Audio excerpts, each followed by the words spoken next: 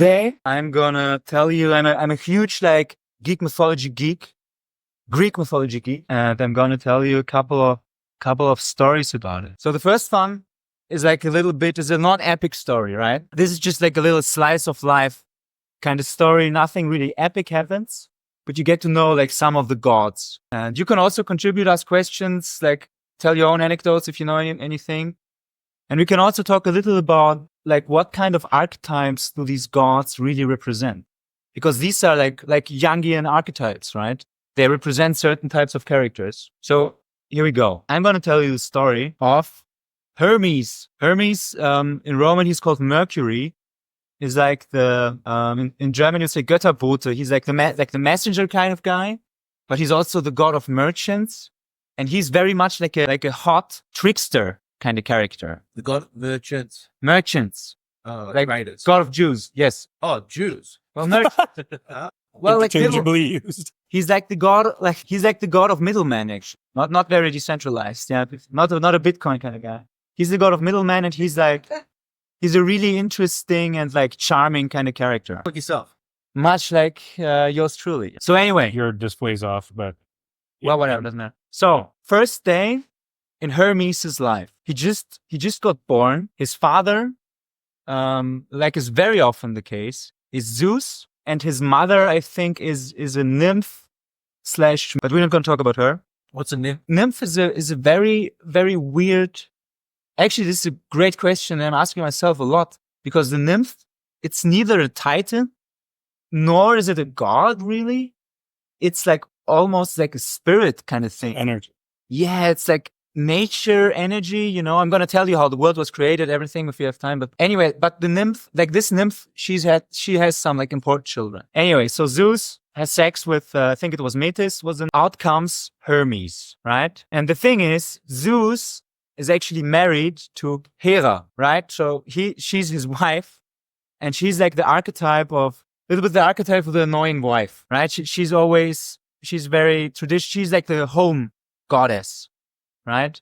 But they are constantly in conflict, right?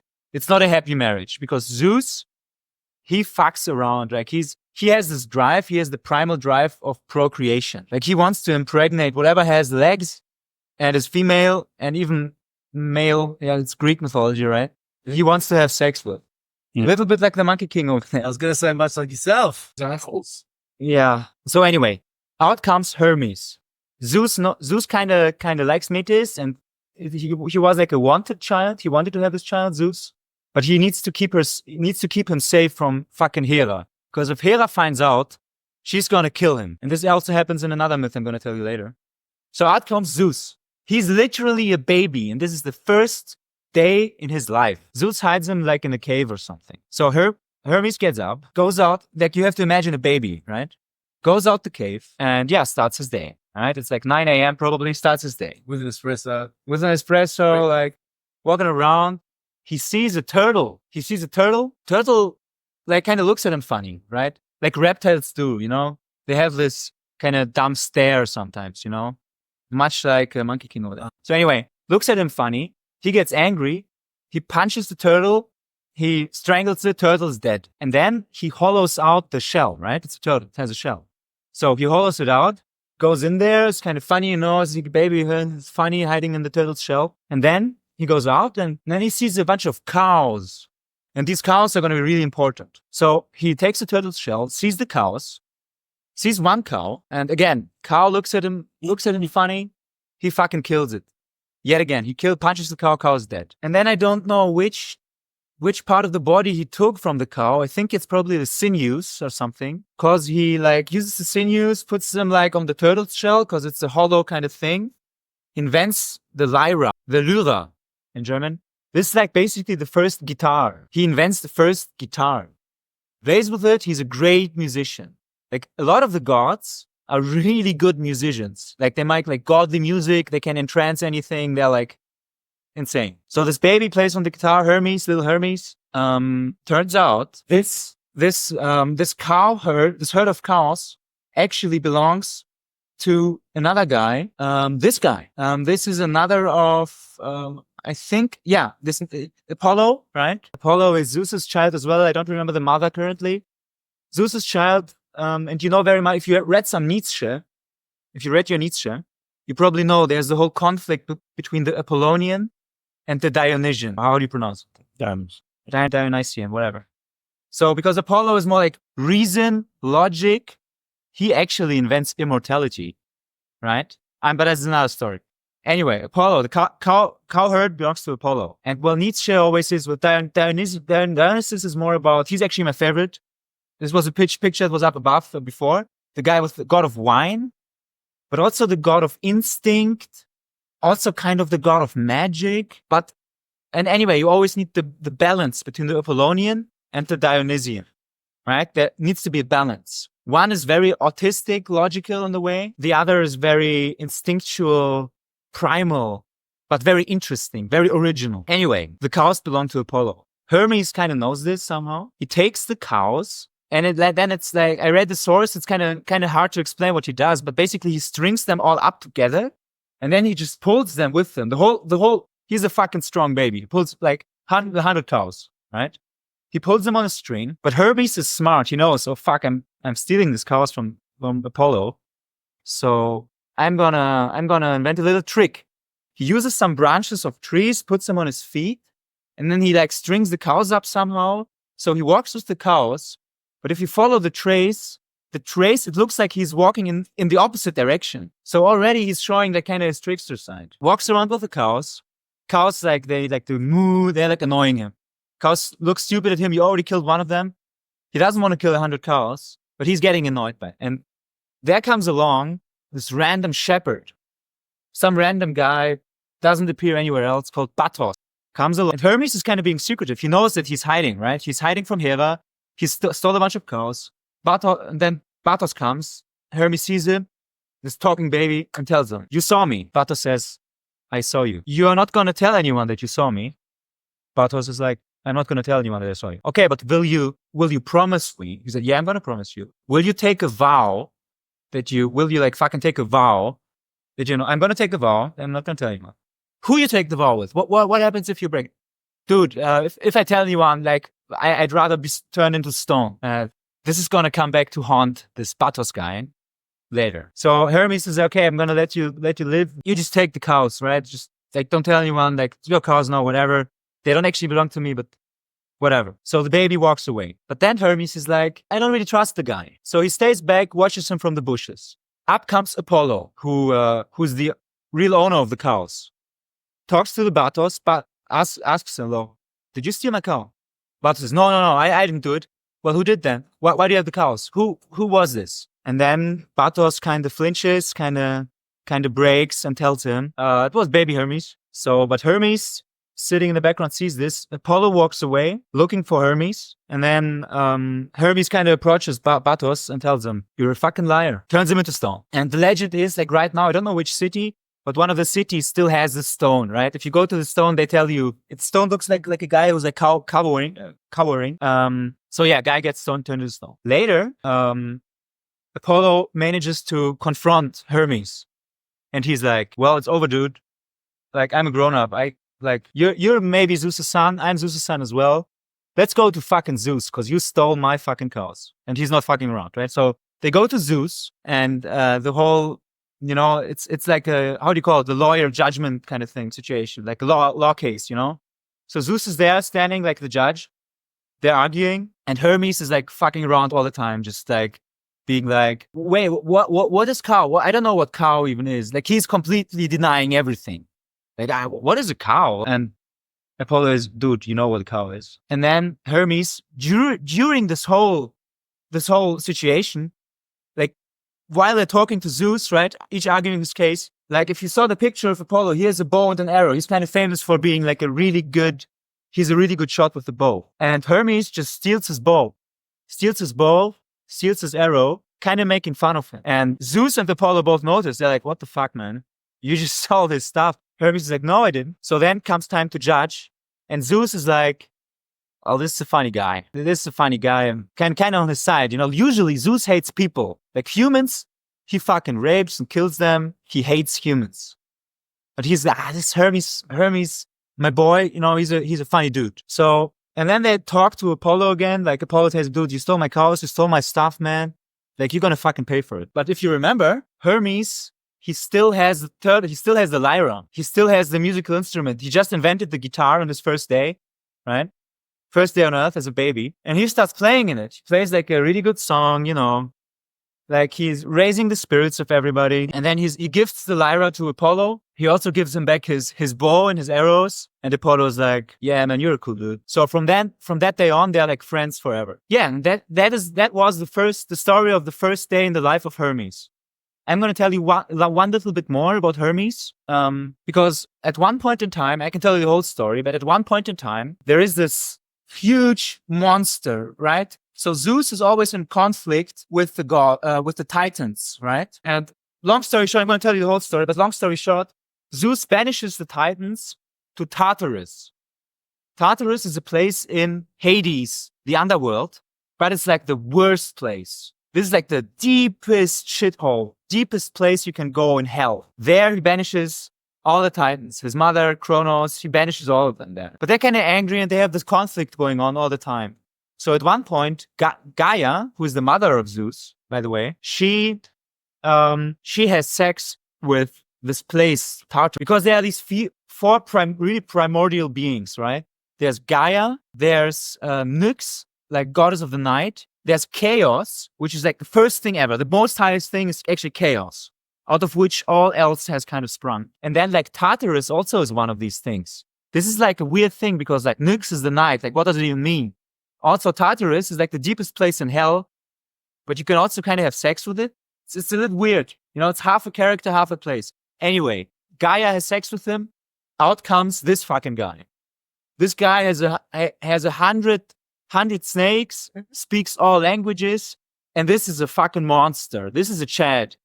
This is a real monster. So this guy overpowers Zeus at one point, but Zeus is a really hardy, rugged kind of guy. He's really hard to kill. But what this guy does, he overpowers him, takes out all the mass, like the sinews, right? You call it in English. Mm-hmm. You takes them all, like the stuff I have here to move my fingers, takes all of them out of his body. So Zeus is like there, just a pile of bones and meat.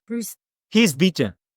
He can't do anything. So he takes the sinews. Zeus, he puts in prison, and the sinews he takes to some kind of dragon kind of creature. But dragon is also really strong. But up comes Hermes. What Hermes does, first he goes to the dragon. Dragon is too strong. Hermes is not the kind of Hermes is really strong, like he can punch a cow, like has strangled a turtle as a baby, but the dragon is a bit too much. But the dragon is a bit narcissistic, right?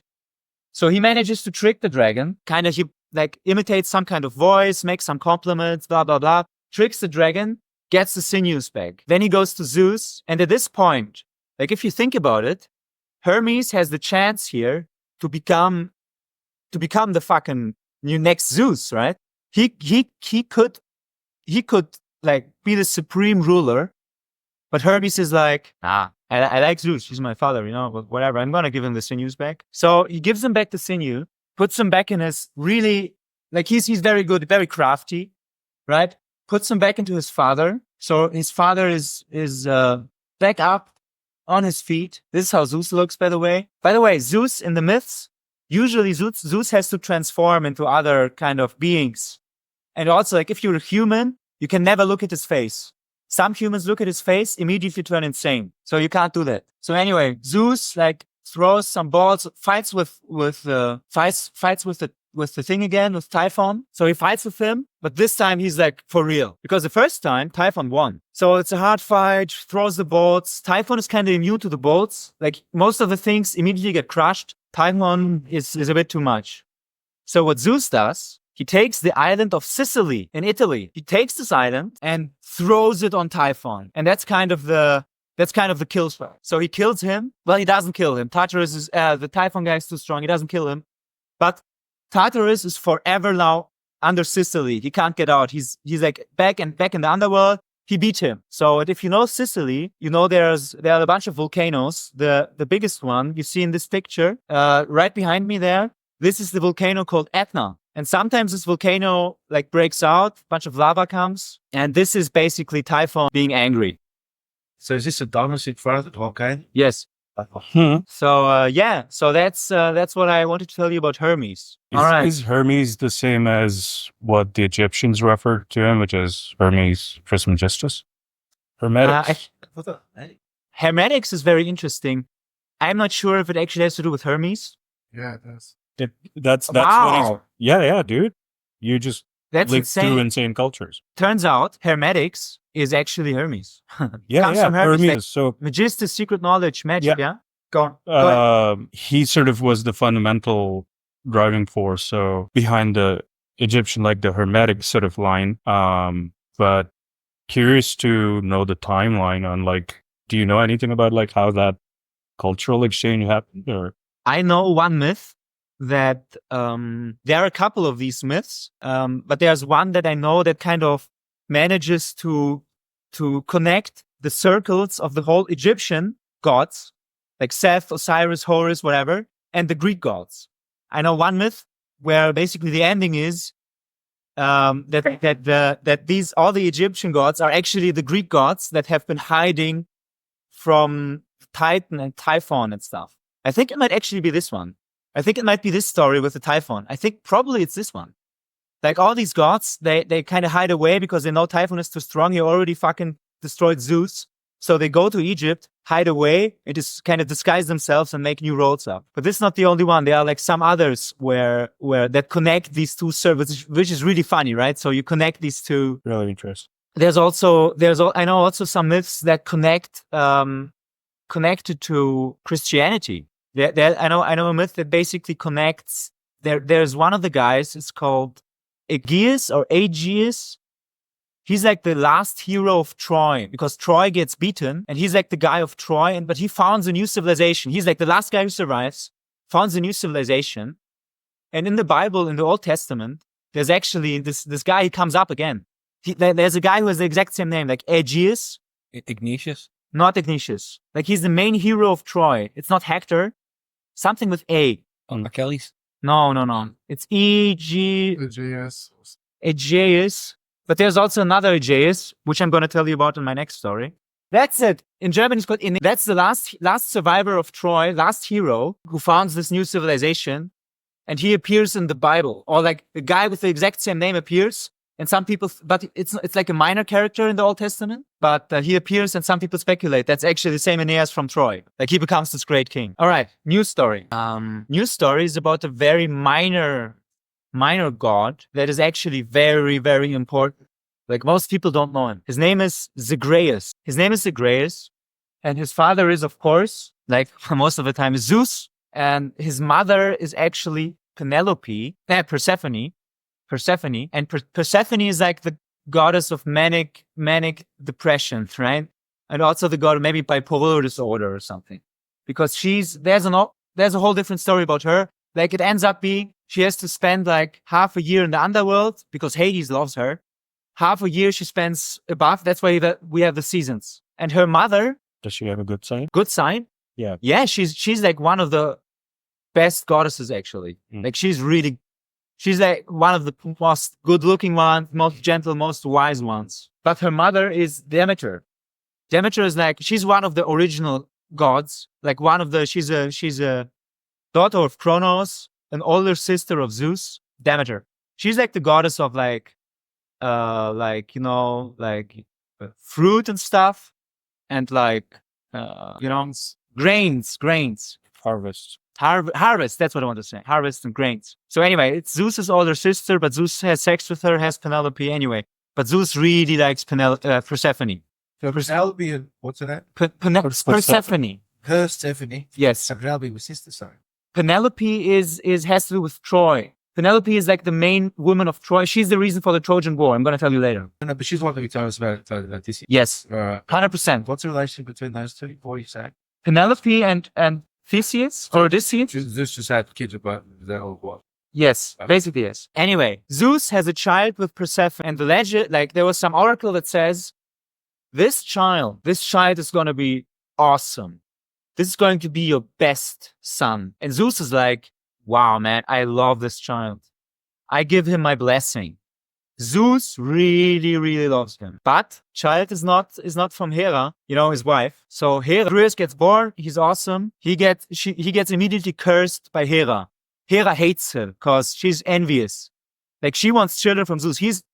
She's Zeus's wife. And actually, it's funny. The only child they have together, the only child that Zeus has from his wife is Ares, the god of war. I'm going to tell you about him later. But anyway, so awesome guy. Like he's the god. Like the oracle actually says, this guy is probably going to become more powerful than you, Zeus. And this happens a lot. Like sometimes the oracle says, or like some curse or something, whatever, some seer says, if you have a son or if you have a daughter, whatever, this daughter or this son will become more powerful than you.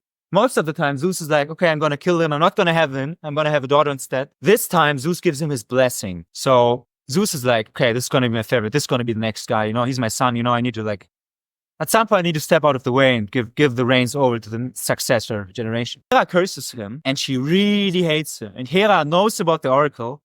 Hera knows, fuck, this guy is dangerous. So what she does, she sets the Titans on him. And the Titans are in Greek mythology, like the vast majority of them are like really evil. They are like the personification of pure evil.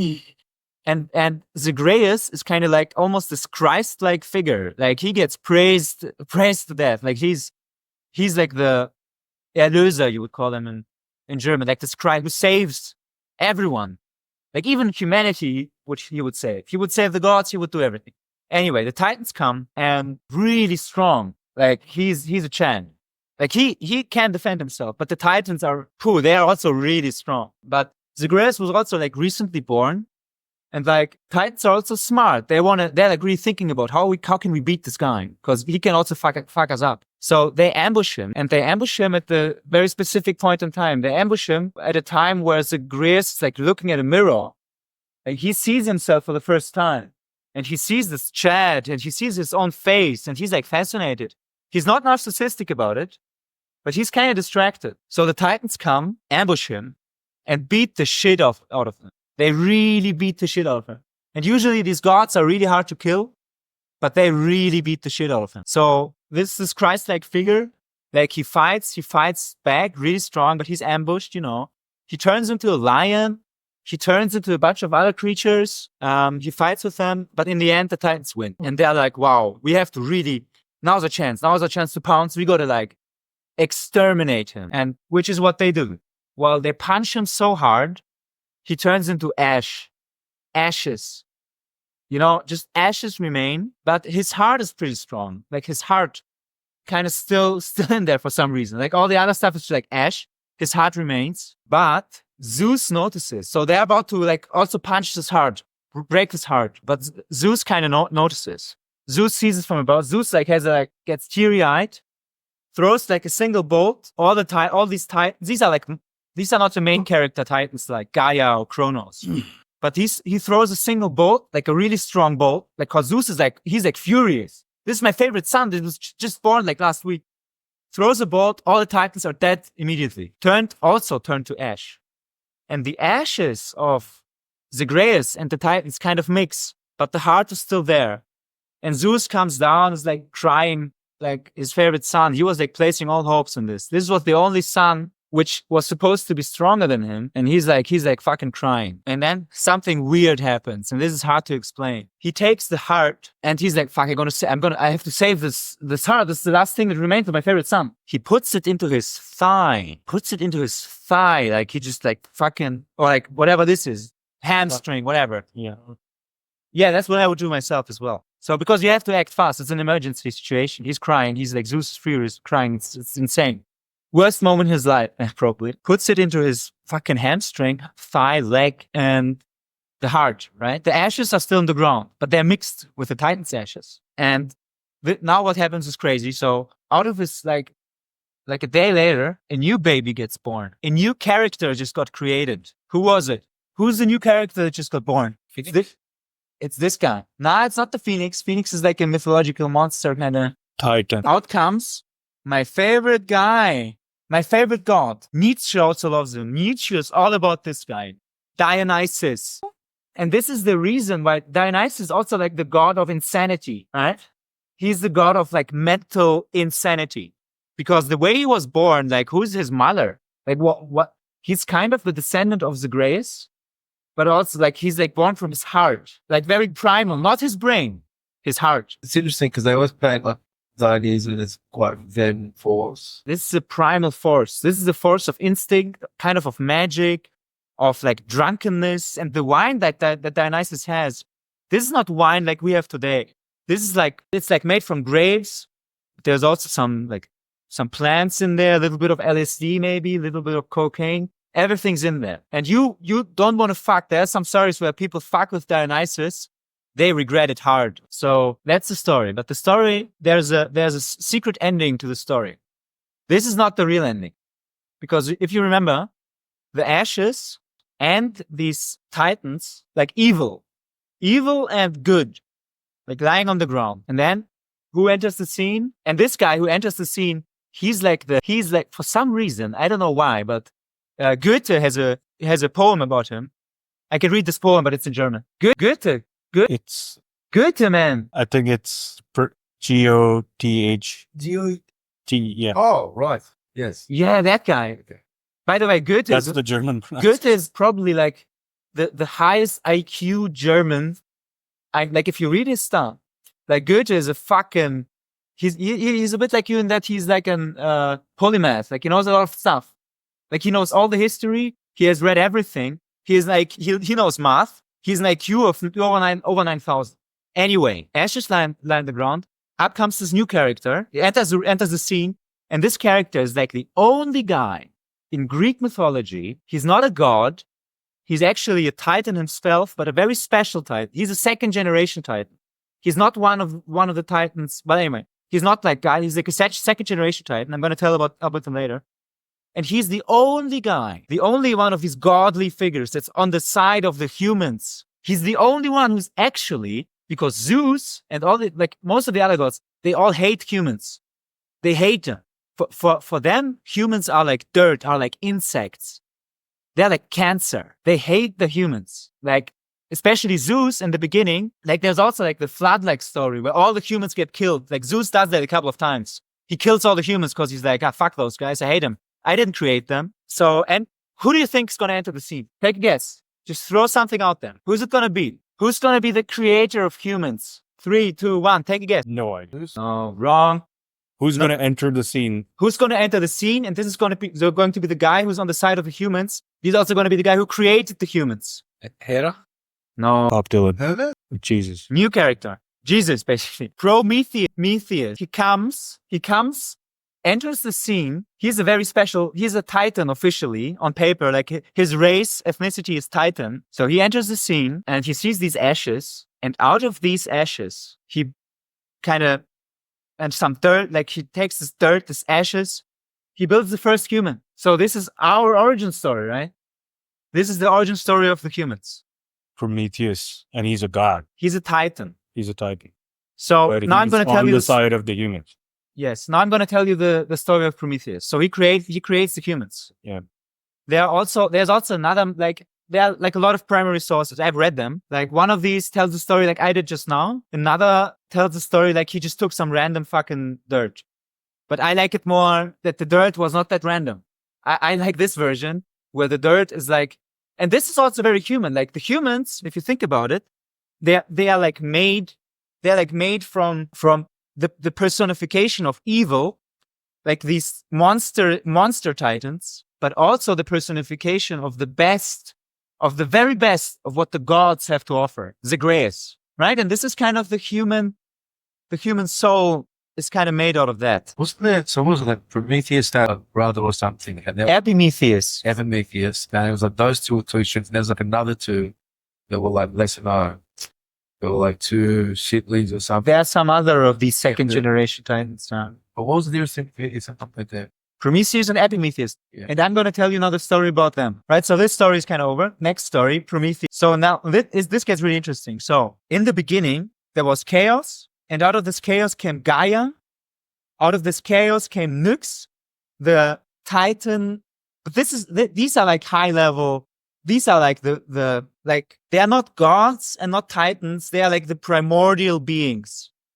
these things are like something else, right? So chaos is the highest one, creates the world. Well, doesn't create the world actually. Creates first, I think first one was Gaia. Second one was Nyx. Third one was Tartarus, like this deepest layer of hell. And these things are kind of places and beings, persons at the same time. And I'm not going to tell right now the story of how the world gets made. It gets made from Gaia or whatever. I told it at this dinner when I told you at Electra, and Daniel already told you the story. I'm going to focus this time on Epimetheus and Prometheus. So anyway, there are the Titan, there's Kronos. Kronos has a son, he's called Zeus, gets hidden away, blah, blah, blah, blah, blah. So, but there, in the end, there's the whole war between the Titans and the gods, right? The gods are led by Zeus. The Titans are kind of led by Kronos, who's the father of Zeus, but he hates him. And there's like this really epic war going on. And then there are like some second generation Titans, some Titans who get born, like some Titans have sex with other Titans, some Titans have sex with nymphs. Nymphs are like these ghost-like things, like nature. They come from the whatever. So two of these second generation Titans are Epimetheus and Prometheus. And their names are really funny because Prometheus, if you translate it, he's like the forethinker. He's the guy who thinks ahead. And Epimetheus, he's like the retard in a way. He's like the afterthinker. He's like the afterthought. He's like the guy who does first, thinks later. So Epimetheus is a bit of a stupid guy. But Prometheus kind of manages to convince him because Prometheus, he sees this war and he's like a prediction market kind of guy. He kind of thinks really hard. He himself has very little impact. He's kind of a weak guy. He's not a brute. He's not a physical. He's a thinker, right? He's a nerd. So he thinks about this, watches the news, looks at the war map. He's like, gods are going to win. Gods are going to win. We should like, I think it would be better for us if we side with the gods in this fight. So, this is what they do. They side with the gods. They don't really contribute much because they're like more of a thinking kind of guy. But so they do this, and for that, in the end, like the gods win against the Titan. Titan gets banished to Tartarus and Hades in general. But actually, Tartarus, like the Titans get banished to the deepest layer of hell. And Zeus kind of wants to reward them. He's like, "All right, you guys you sided with the right people. I'm not gonna banish you. So I let you live." He lets them live. And I just told you the creation story of the humans. So what Epimetheus, he sees these first humans and they're like really dumb. They lack intelligence. They are alive. And Zeus doesn't like this. Zeus watches this. He's like, what? What is this? Like this, because these are humans. They're ugly. They are clearly inferior to the gods in a way. Actually, in almost all ways. Well, sometimes you have these hero characters, but anyway, Epimetheus. Yeah, so there's fire. Like what Prometheus does, he gets into problems with Zeus later because of this. He steals fire from Hephaestus. Hephaestus is like the godly, the guy who makes the swords. How do you call him in English? Sword. Smith. Smith. He's Like a a smith, blacksmith. I'm going to tell you about Hephaestus later. Hephaestus is like the archetype of the nerd, but in this very, very autistic way. No social skills. Stop projecting, man. What was the guy's name? Yeah, he's Hephaestus. Hephaestus. Hephaestus. This guy. Feisty. Yeah. He's ugly. All the gods, they bully him all the time. But anyway, I'm going to tell you his story later if we have time. Feistos, you said? Hephaestus. Hephaestus. Something like this. Anyway, it doesn't matter. Okay. So Prometheus steals the fire from him. And this fire is important for the Greeks. Like fire symbolizes a lot of things. What it symbolizes also like the spark of intelligence and a lot of good things. So, but Epimetheus sees this fire. Prometheus wants to kind of give it to the humans, but the fire is magical. So what Epimetheus does, he looks at the fire and he's like, wow, this is really cool. We got the fire now. Got the fire from the gods, from the Mount Olympus where the gods live. You stole it. Good job, brother. It'd be really funny. I take this magic from the fire. I make my own cool creatures. But animals were already there, I think, from Gaia. And he takes good attributes like speed, strength, agility, instinct. He takes these kind of properties, gives them to animals. This is why animals are generally faster, stronger, more instinctual, and animals are superior to humans in this way because of Epimetheus. And then Prometheus sees this and is like, well, dude, you just wasted, like, it's pretty dumb. Why you just retarded? Fuck you, man. But what Epimetheus, like, he's like the after thinker. He's like, yeah, well, man, this is kind of dumb, man. Sorry, bro. But, I'm Epimetheus. So, sorry, man. Prometheus thinks a bit. And what was left in the fire is also the physical fire, but also like intelligence, craftiness, strategy, consciousness. Gives it to the humans, which he previously created, which are like these monkey ape type creatures. So this is how humans get smart, like become real humans. So now they're like finished humans. And he also gives them fire because the humans are helpless. Because Epimetheus, the moron, he gave all the other good stuff he gave to the animals. But Prometheus gives them intelligence. Yeah. He gives them fire so they can cook meat. They can't really digest raw meats like animals can, but they can cook it. And they have intelligence. They can like use fire to build civilization. It's the Promethean myth.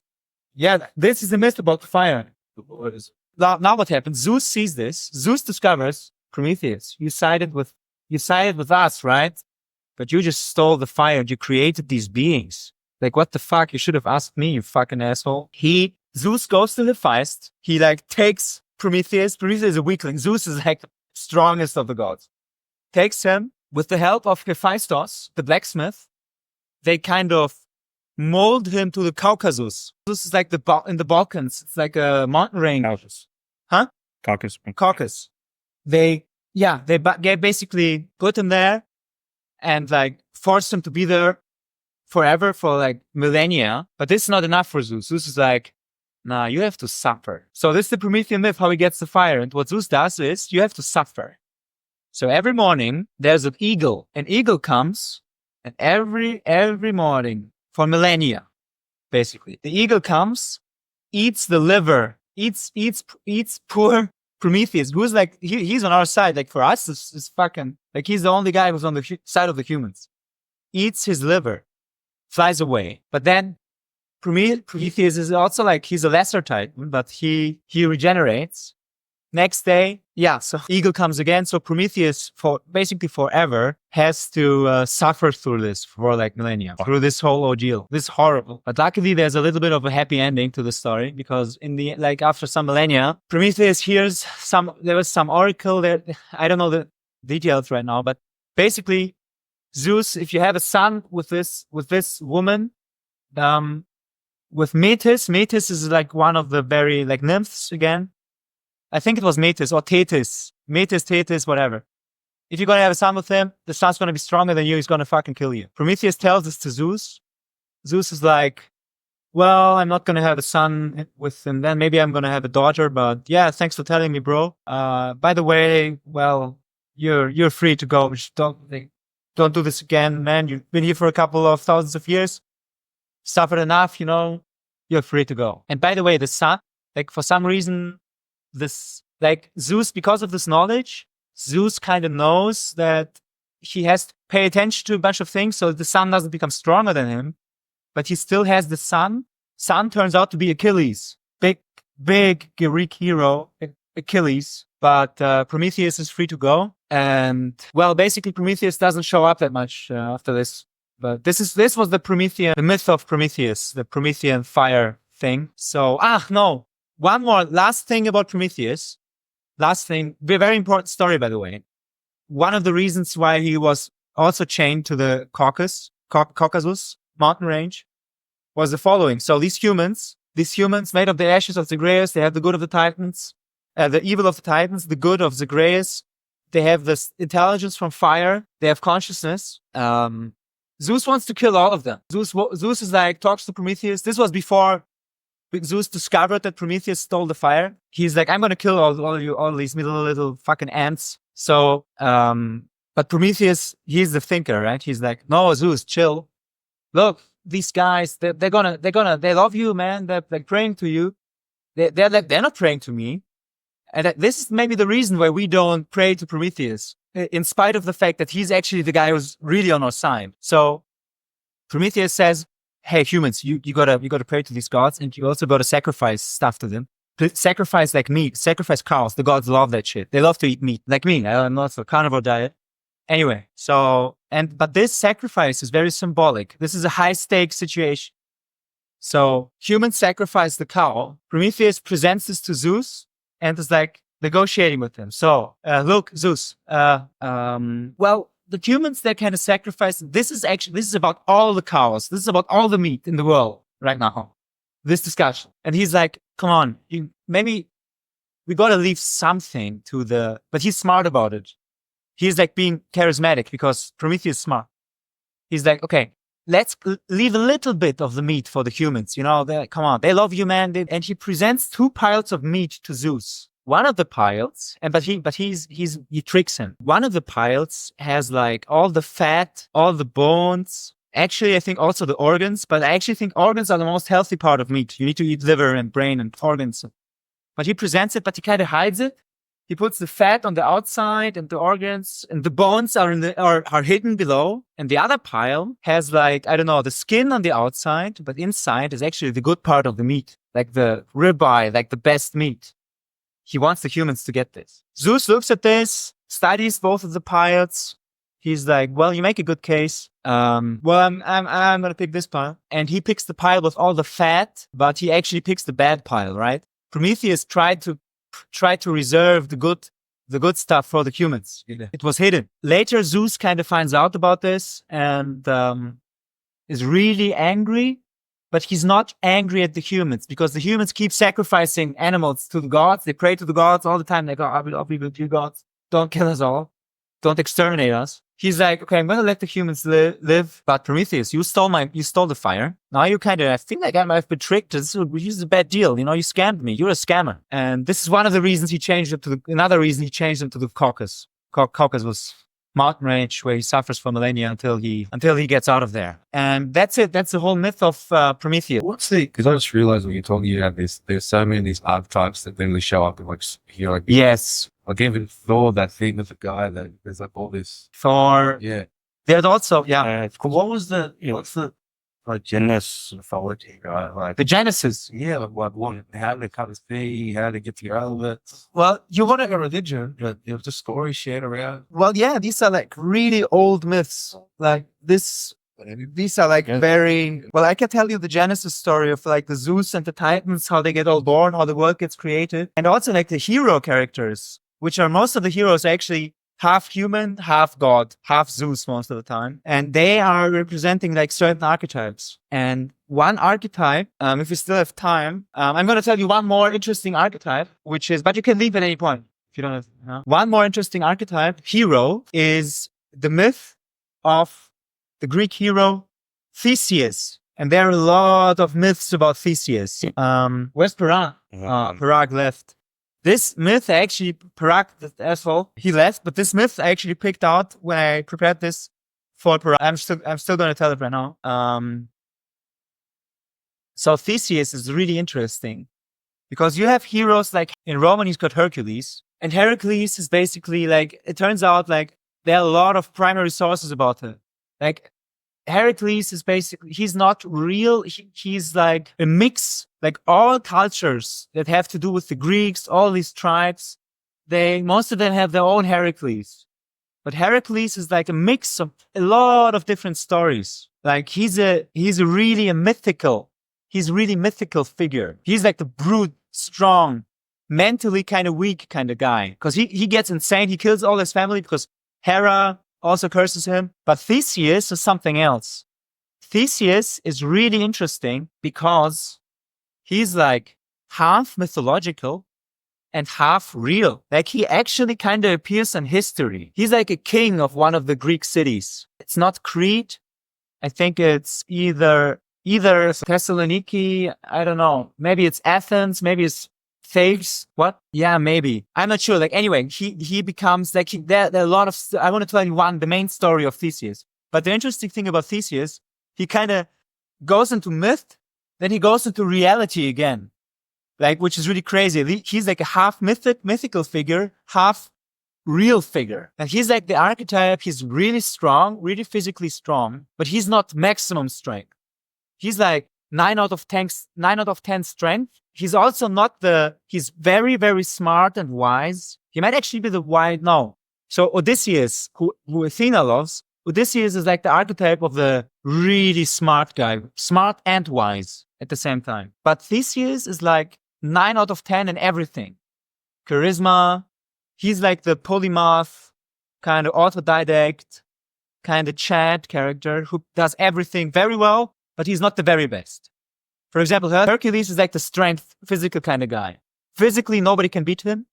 Mentally, he's a bit of a tart. He's a bit of a weak-willed also in a way, in some ways.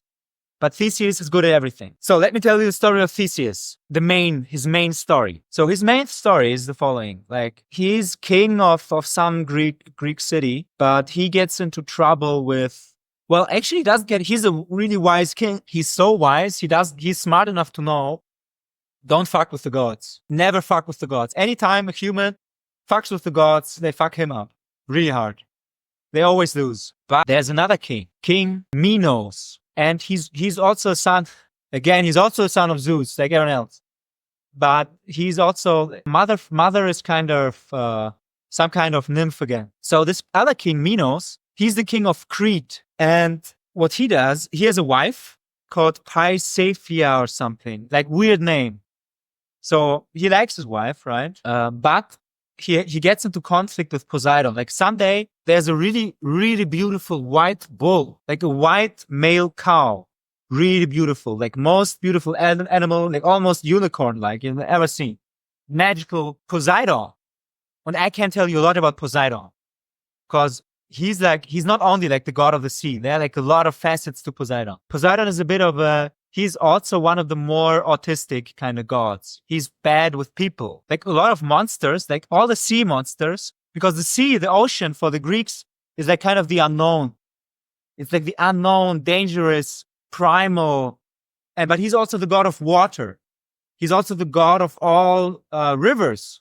Humans love rivers, right? They need to drink water. Poseidon sees this white bull that Minos kind of found. Random white magical bull. He's like, I want that. Also, Poseidon is the father of all the Cyclops. The Cyclops, this monster, like he's all the monster. He's bad with people, bad with gods, bad at talking. Not that smart, but he loves his monsters. He loves his little pets. He sees the bull, he wants this. He's like, Minos, give me this. Minos is like, wow, I love this bull as well, man. And actually, Poseidon wants to have it sacrificed. And Minos like, I don't want to sacrifice. It's a beautiful creature, man. So he tries to trick Poseidon. He wants to like secretly sacrifice a different bull. But for some reason, this happens very rarely. But Poseidon kind of sees through this. And he's like, all right, fuck around and find out, yeah? But Minos is also, he's a really important character. He's a human, basically half god, you know, Zeus, maybe half human, but actually I think his mother is a nymph, so he's actually like basically human god. So very lesser god, like 5th generation god. He's like a god, king of the city of Crete, where humans live. So Poseidon curses him in the following way. He curses his wife. And this is the first instance in history that I know of almost of bestiality, because he lets the bull live, but he like forces his wife to fall in love with the bull. This is literally an animal. And this is kind of cruel and insane. This is a very cruel punishment if you think about it. Because Minos also he loves his wife, right? He's pretty faithful, I think, Minos. So what his wife does, she really loves this bull. She wants to have sex with it. So there's another character called Daedalus. Daedalus is like the archetype of the human, because the god blacksmith is Hephaestus. The human blacksmith, creator, Leonardo da Vinci, Tesla kind of character. Elon Musk kind of.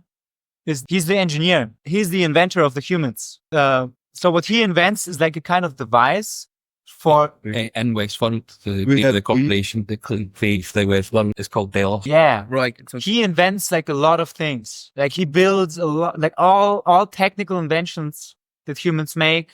Like I think he invents like the sword for the humans. He does everything. He does the flying machine. You know, there's the myth with Icarus, his son. You know, with the when you go too close to the sun, the warp smell, you die. Anyway, he invents a device for the wife of Minos to have sex with the bull, which she does. She does this. So what happens then? This guy, this motherfucker. the TV's off. Okay. The exact out comes this horrible monster, actually, the Minotaur. So the Minotaur, and the thing is, like, Minos is really sad about this, and he doesn't want to be vengeful because he knows he fucked around and found out. He knows that if I fuck with Poseidon even more, he's gonna probably just kill me next time. So, and what is very weird, he actually loves this Minotaur. He loves the Minotaur because he considers him like his adopted son almost. But the Minotaur he's a monster. He's like the Medusa, like the Phoenix, like the Cyclops, like the Hecatoncheires. He's a monster. So you can't have him in the city, man. He just starts killing people. He can't talk. He can he makes these grunty noises. He can barely talk. He's a monster. So many monsters. What he does, he goes to Daedalus yet again. And he says to Daedalus, look, you built this thing for my wife, man. Not that cool. But you know, I'm not gonna punish you for it. But could you do me a favor and build a labyrinth? Build a house for my man. And Daedalus does this. And this is almost this labyrinth is whew. It's almost like an electrical circuit, kind of. He builds this really complicated labyrinth, puts the Minotaur there, and puts it some 100 kilometers away from the city. You know, he doesn't want to, but he still loves the Minotaur, kind of. He doesn't want to kill it. So, but this Minotaur needs to be fed. And what the Minotaur likes most to eat, this is relatable, you know. He likes to eat virgins, male and female virgins, humans. Which is kind of horrible if you think about it. So every week, he needs 10 male virgins, 10 female virgins. And Minos, who lives in Crete, it's his city. He's the king of Crete. He is actually a pretty strong king.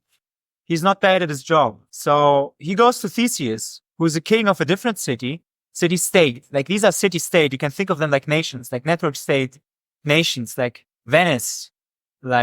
He goes to Theseus and tells him, I demand from you every week 10 virgin boys, 10 virgin girls. You either give them to me or I'm going to fucking invade your city. And Minos has a big army. Minos is strong. But Theseus, now comes his story, his main myth. He's a very wise king. He's good and he's honorable. He's all right, I'm going to do this, but I want to be the first who's going to sacrifice himself. I want to be the first. Because if you want to treat my people like that, I'm going to I want to have skin in the game. I'm sacrificing myself. Fuck it, I'm going. So Theseus goes there all alone. He goes all alone to this labyrinth. But Minos has a daughter called an Ariadne. She there's this romance, love story. She kind of falls in love with Theseus, who doesn't. So, and Theseus is well, I'm going to the labyrinth. Ariadne is well, you're going to get killed, man. You're going to get lost in the labyrinth. This happened before. We've already sacrificed thousands of people. What always happens, 10, 20 people enter, Minotaur kills them, eats them. They never find the way out of the labyrinth. And even Daedalus doesn't know the way out because it's so complicated. This is a Rubik's 100-dimensional Rubik's Cube. You can't get out of this labyrinth. The only guy, for some reason, because it's his home, is the Minotaur. He can navigate the labyrinth really well. Daedalus doesn't know. So he tells Ariadne, well, I'm going in there tomorrow, so I'm probably dead. But Ariadne is take this string and use this string, always have the string behind you so you know your way out. Theseus does this, and now the myth is I don't get it. It's really strange. This is the most strange thing about this myth. Because all right, so Theseus got this fucking piece of wool, right, the string, so he can find the way out of the labyrinth. But if you think about it, the main problem is not getting out of the labyrinth. It's facing this fucking monster. Yeah. How do you do that? And I read a bunch of primary sources on it, and the verses or the lines pertaining, like he faces them and it's very vague. It's really vague how he faces him. It's really strange. Like, I don't get it, but he beats the Minotaur. And what I like to imagine, cause like it's also vague, like he's not really armed because he's a sacrifice. You don't arm your sacrifice. He just could get smuggled kind of this piece of wool inside, right? But he doesn't get a weapon. So what I think must have happened is, and this is what the Greco-Roman wrestling, it's basically Krav Maga or Brazilian Jiu-Jitsu. This is why I told the story for Parag, who already left, that asshole. Parag, classic Indian scammer. So Brazilian Jiu-Jitsu. So he wrestles with the Minotaur. And this is a fucking Minotaur. But Brazilian, like Parag, I threw a bit of frisbee with him and we talked about Brazilian Jiu-Jitsu again. I was like, well, in boxing, the heavyweight always wins. If you weigh more, you always win. But Parag was like, well, like I said, it might be true about boxing. In Brazilian Jiu-Jitsu, if you have good technique, you can actually beat a guy. You can use his own strength against him, like Neo in the Matrix, whatever. You can beat a guy who's physically stronger than you. And the Minotaur is like, he's the personification of like a monster, of brute force, inhuman strength. But he's not exactly the smartest, smartest light bulb in the room, So wrestles with the fucking he's a hero. Alone. Wrestles with the Minotaur and manages to subdue him and chokes him to death, snaps his neck, is dead. He just follows the little wool thing, goes out, and that guy's a hero. He's a Chad. He walks up to Minos like, dude, I just fucking killed you. Sorry, bro. Minos is like, jaw on the floor. Theseus, walks out, mic drop, walks out and... The princess. Yeah. I'm not sure if they have a child together, but he ends up leaving her with some other guy. He's like, Ariadne wants him. But he, like, I think in the end, the myth is like he leaves her on some island or something. Do you know what the role of yarn is called that he takes? What? What's called? A clue. Clue. So that's the invention of the word clue. Yeah, that's right. Really? What's the moral of the story? There's usually some teaching in this about life. I think this is, well, the teaching is always don't fuck with the gods, but the teaching is also about archetypes. It's about types of characters. And Theseus, I think it was before you came, he's the personification of because he's also a politician. He also gets into politics, right? And I don't want to tell all the myths about Theseus, but I want to move on to something else. But Theseus is like the personification of half myth, half real. He goes into politics for a couple of years. He really pushes up his city. I can't remember if it was Athens or if it was like Thessaloniki or something, but he's like a politician kind of guy. And he manages to make his city real. He's in reality, makes the city rises up under his rule because he's a smart Chad. He's not only a jock, he's like the jock and the nerd combined. What's a Chad? Chad. Yeah. Alpha. Please, someone explain, what is a Chad? Someone who's like An alpha male. hunk, This guy. Like English Chads are just like yoggos. like a hunk. He's a hunk. A hunk. Okay, because Chad is a really derogatory term. Oh no, it's a compliment. He's a giga Chad. Yeah. Chad's like, okay. Muscular, but he's also smart. So But that's they're also like in England, the Chads are like dickheads. yeah. Chav. Chav. Okay, it's not. This Chav's the bad one. Thank you. That's why you laugh. That's different. He's a chav. Okay. So I'm gonna just summarize some other thing that happens with Theseus. So he's like half in reality as a politician, but he's a friend. Friend doesn't really appear anywhere else. So this friend tells him, dude, come on, man. You're just like a boring politician now, man. You used to be this fucking hero. Let's do some hero stuff. You know what we can do? I want to have sex with Persephone. Persephone. If you remember, that's the mother of Grace, which is like really inappropriate. So one of the things Theseus later does, he goes to the underworld with this guy, and you don't go into the underworld, right? This is not allowed. No, there's Charon. There's Hermes. Hermes is actually the guy who guides the people, the souls of the humans to the underworld also. But there's also the Charon guy, who's like a skeleton kind of character who guides the souls on the river Styx. Yeah. And somehow they managed to trick Charon. They managed to convince Hermes. Hermes like, well, are you retarded? You want to go to the water? What, you dumb? But you want to fuck with Persephone? Is stupid. There's Hades in there. But they do this, which is insane. insane move, but this is a hero thing they do. They walk up to Hades. Hey man, what's like, we noticed like half time of the year, like you have this really hot wife, Persephone. Can we, Hades is like Hades just stares at them. Like this happens like never. This happens very rarely. Two motherfuckers, humans, not even gods, Mortals. mortals, walk into the underworld where, and if you And they want remember, to have sex with his wife. yeah, basically, yes. And if you remember, like the world gets divided in 3 parts, right? There's the earth, and the sky used to belong to Uranus. This was the husband of Gaia. This is the father of Kronos. Kronos later castrates him. But is this the origin story of the world? But anyway, the gods, when they win, they divide the world into 3 parts. There are 3 parts. The sky and the earth, which are like one, the sea, the ocean, and the underworld. And they do the thing where you have to like, the sticks, you know, who gets what? Who gets the shorter end of the sticks? Draw straws. Draws, yeah? And Straws. draws. I was pulling and the straws like that. Yeah, straws drawing, yeah, whatever. Yeah. Pulling. So I think they do this thing, but Zeus kind of wants the earth and the sky, and he gets it. Maybe he even cheats, I don't know, but he's the boss. Like he could even say, like, you get this, I get this.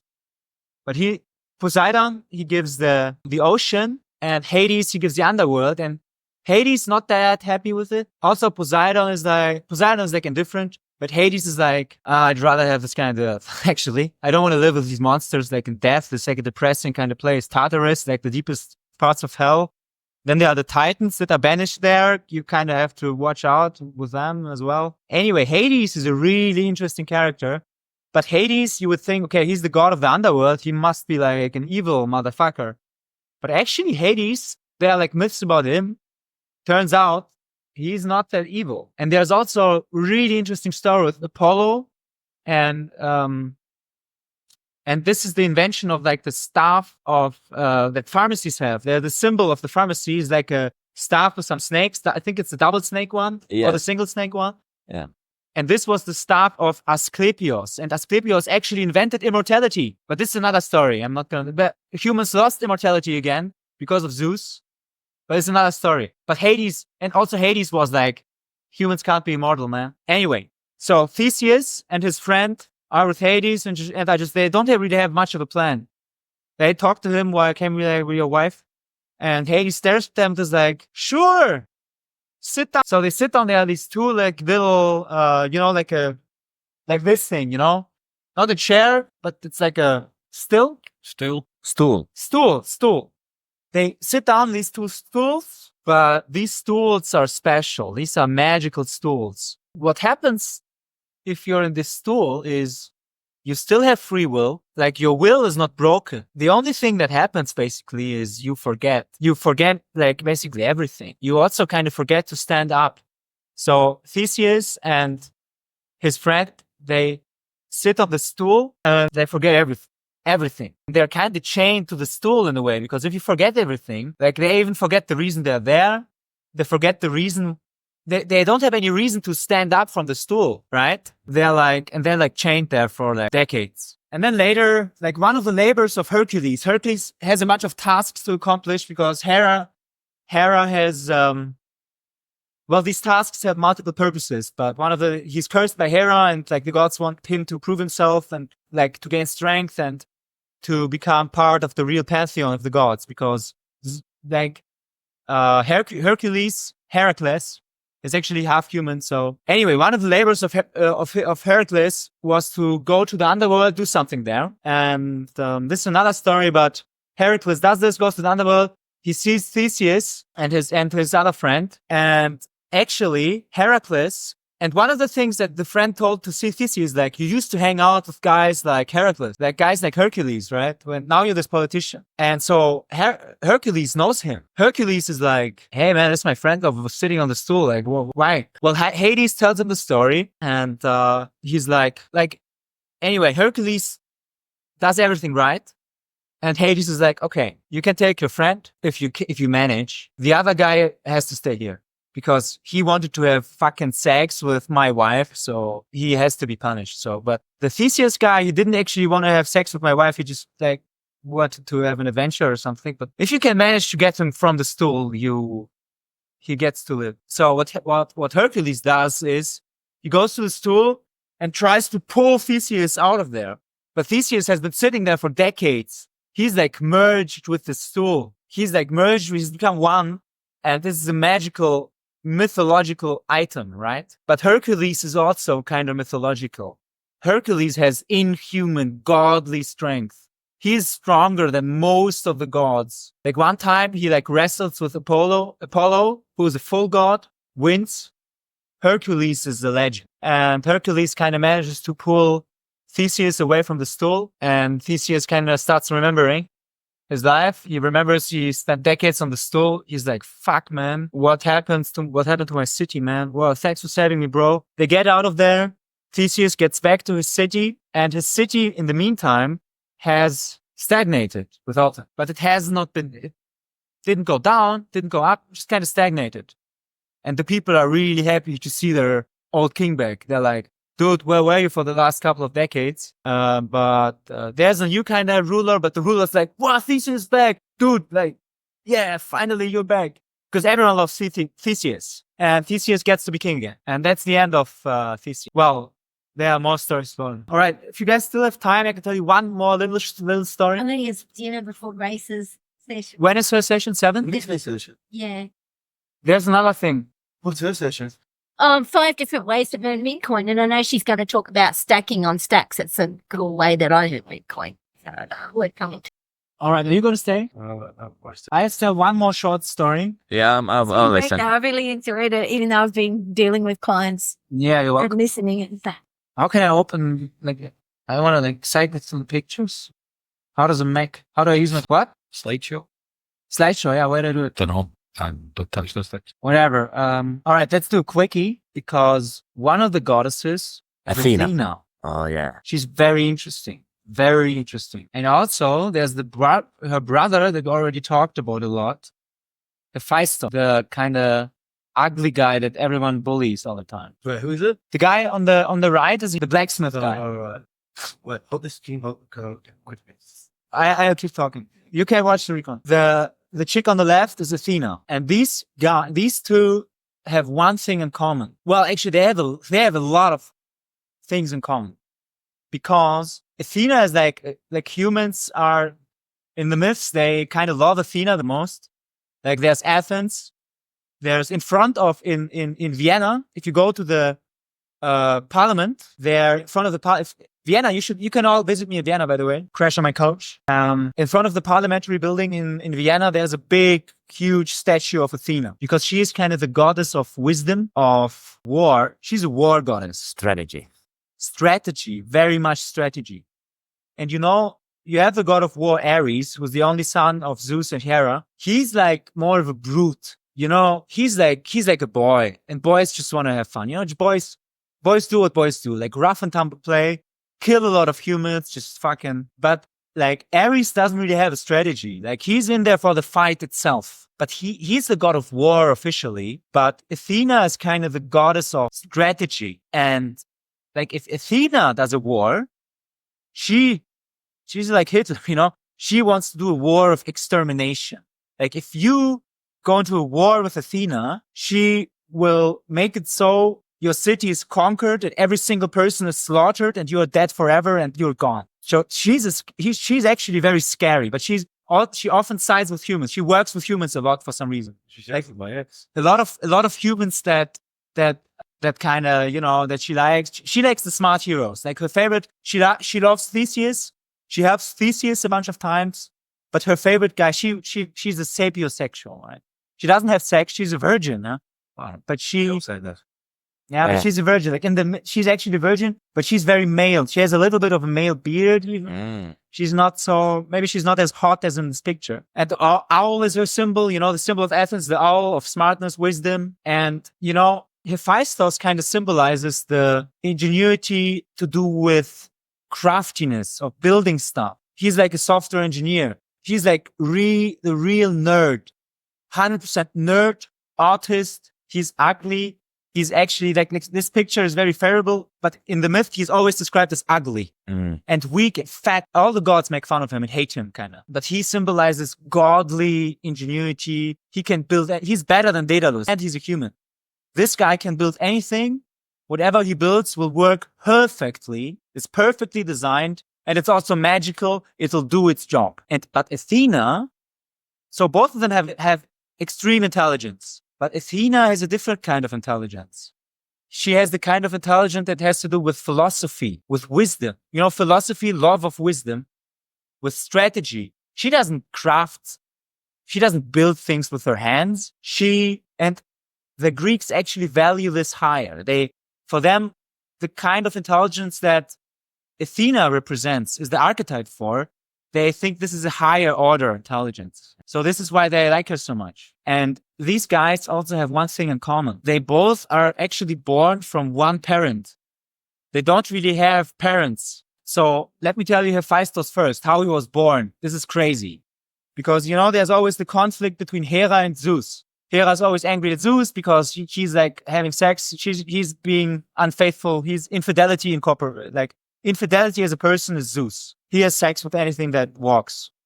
And one time, Hera gets really angry and Zeus doesn't want to have any more children with her. He's married to her. He's literally married. But Hera is powerful. She is really powerful. But in this female kind of way. And she's like the goddess of the home. And what Hera does one day, she's like, you know what? Fuck you. I'm going to have a child without you. I don't need you. I'm a fucking goddess. I'm one of the strongest goddesses there are. Like nobody fucks with Hera. If you fuck with Hera, you'll go crazy and kill yourself probably. She doesn't punch you. She just makes you kill yourself. So she has this child, she kind of like pukes him out, whatever, without male semen. And this child turns out to be Hephaestus. And Hephaestus, he's an ugly motherfucker. He's she looks at this baby and she's like, whew, well, you're an ugly. Maybe next time I shouldn't do this again. So what she does is like, I hate this baby, man. I'm going to abort him. What she does is she throws him down from Mount Olympus where the gods live. She just throws him down. He hates this baby. He flies for 12 hours, lands like on the fucking ground, crushes his face. And I think from that moment on, he's limping forever because this fall was so harsh. So he's this aborted baby, ugly, limps forever. Like whenever he shows up, you have to imagine him as ugly and limping. And like he's a geek nerd autism kind of guy, but he's not bad. Like he's actually a bit, you should have pity with him, right? You know, it's not his fault, that this happened. So, but then there's some nymph again, so whatever her name is, and she kind of takes pity on him. And what she does, she kind of like raises him as her own son almost. And she notices this guy is crafty. He's smart. Like he can, with his hands, he can do anything. So he raises him, she teaches him, he gets to be a grown up. But Hephaestus figures out his mother doesn't love him. No gods love him. They all kind of hate him. But This is his thing. thanks, bro. And he's like, all right. So he wants to take revenge on his mother. Like he goes to his mother. He's like, come on, mother, come on. I'm your son, man. Bro. Why can't I live with you guys? And she's like, I hate you. You're not my son. Fuck you. Go away. Go back. Live with the fucking filthy humans, whatever. And what he does, he's a crafty motherfucker. What he does, he builds her a gift. He builds her a little gift. And this gift is like a throne. Really beautiful throne. He still lives in the dirt, but he lives with the humans. She takes the gift and she looks at you. Wow, this is a great gift. Magical, everything. But she's like, yeah, well, okay, but you don't get to live with us. You live with the fucking losers down there. So, but then one day all the gods go like have lunch, have dinner. She loves to have dinner. Hera loves to have dinner, be at home. She never goes out into the world. She's mostly at home. And then she sits into this thing. Turns out it's a trap. She gets chained she can't stand up from it anymore. And they're like having a dinner with all the gods and it's like hilarious. Like everyone is like, lol, what the ha, you're a fucking loser. You got like tricked by your fucking ugly baby, man. By that fucking loser. He doesn't even live with us. And then Zeus tries to get her out of it. Everyone tries to get her out of it. Nobody can do it. Like, because Hephaestus is such a crafty guy. He built this fucking technology. He's the technology guy. So one day Zeus goes down to Hephaestus, like, come on, man, please. I beat you up, man, like, do it. And Hephaestus like, I don't care, man. Whatever, they beat me up. I don't care. I want to release her. And then Zeus starts begging him. Like, he's like, come on, man. It's your mother, man. I'm not your father, but come on. She's my wife. Come on. He's like, well, goes up there, releases Hera. And then Zeus is like, and Hera is also like, you know what? You can be our little servant. We don't like you. We will bully you forever, but you get to live with us. So from that moment on, he made it. He lives with the gods, with his whole family. But then what happens is, well, Hephaestus kind of ugly, limping, just kind of chilling there with the gods. And one day, Zeus kind of still likes him. And Zeus has a hilarious idea. Basically to bully him, not really to reward him. And if you think about it, it's a bad reward. What he does, he gives her a wife. So who does he give? Which wife should this guy get? The most ugly god you can imagine. Limping, autist, zero social skills, right? Engineer, software engineer, like the Monkey King over there. Ugly motherfucker. He gives him as a wife, Aphrodite. No way. The goddess of lust, of sex. Because he finds it hilarious. He's like, this will be funny, I'll give it most beautiful fun. So he does this. But if you think about it, this is a bit of a curse. Because Aphrodite, she kind of has pity sex with him, but she's unfaithful, you know? And all the gods know it, and, you know, Aphrodite fucks around with everyone who's hot.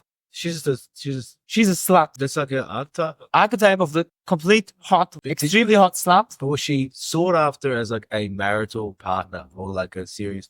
She's not into like committal long-term relationships. And she has a husband, Hephaestus. She's married, doesn't care.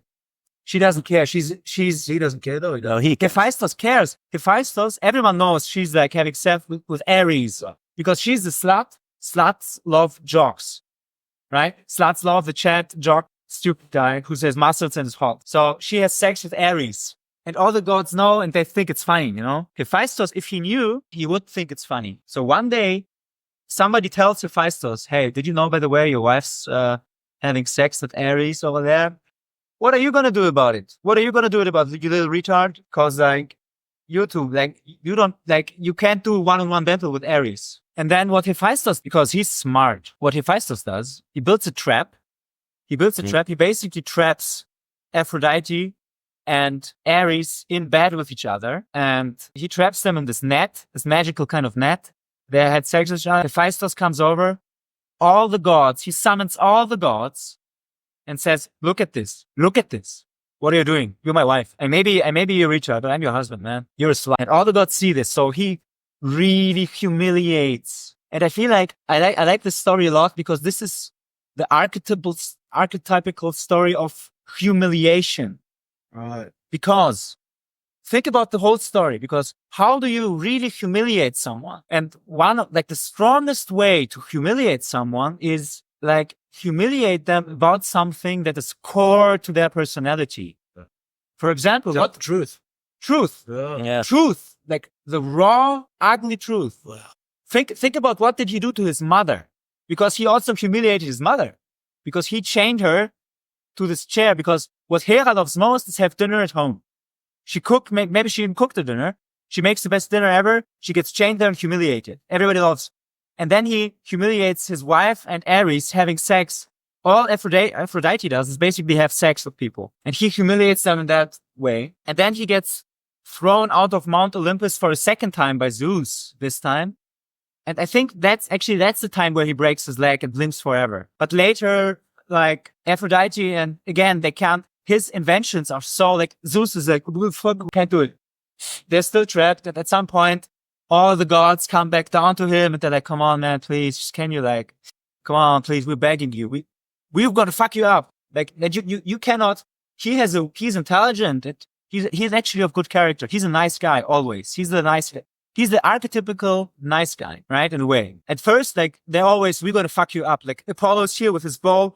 Apollo alone could beat him. Like he could beat 10 of them. They're threatening him, intimidating him. But Hephaestus is like, come at me, bro. Well, he's being less eloquent about it. He's like, oh, you want to torture me forever? Well, okay, but I'm not gonna release them though. So then the gods start begging him. All right, man, you're a hard nut to crack, man. We give up. Can you just please do this? Sorry about your leg, by the way, but you can live back with us again if you just release them. And he does. And from that point on, he lives on Mount Olympus. He's still a little bit like the servant in a way, but he doesn't mind. Like, he doesn't feel humiliated, but he doesn't even get it. Like, his social skills are so bad. When people make fun of him, half the time he doesn't even get it. But from that moment on, nobody really fucks with him anymore. Like, because twice he has like proven that he may be like the no social skill retard, but if you fuck with him, you will come begging that he will, and you cannot threaten him as well. Like, he has like will of steel. He can endure all that. He doesn't endure torture, but he doesn't fear it. He's like willpower incorporated in a way. And from that moment on, nobody fucks with him anymore. And he's part of the Greek pantheon. Did anything happen to Ares and Aphrodite? Did they stay together? Did something happen? Well, maybe they will have some very secret sex, but how I like to imagine it, they basically don't do it anymore. Definitely not. They're going to hide in Tartarus, in the deepest, well, there they may do some sex, but they don't want anybody to see him, because if Hephaestus finds out, they don't fuck around with him anymore. Basically. Nice. And that's it. That's our session. Thanks, man. Beautiful. You're welcome. Yeah, thanks. Good stuff.